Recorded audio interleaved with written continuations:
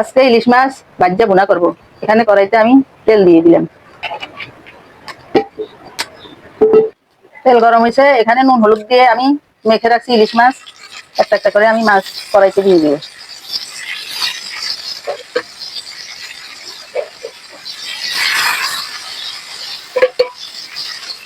সব মাছ দিয়ে দিচ্ছি।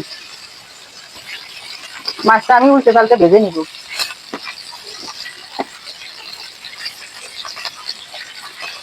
হয়ে গেছে, আমি অন্য একটা কড়াইতে মাছ ভাজার তেলটা দিয়ে মাছটাকে ভুনা করে নিব। মাছ ভাজার তেলটা দিয়ে দিলাম, দিয়ে দিব পেঁয়াজ কাঁচামরিচ।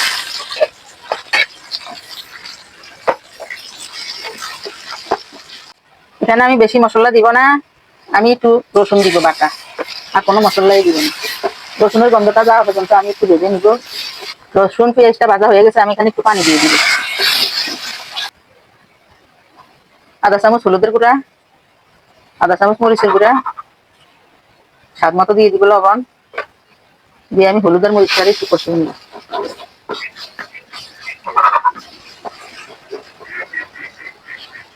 মরিচটা কষানো আমার হয়ে গেছে, আমি এখানে একটু জল দিয়ে দিব। পানিটা উঠে গেছে, এখানে আমি মাছটা দিয়ে দিব। দিয়ে আমি কিছুক্ষণ রান্না করে নেব।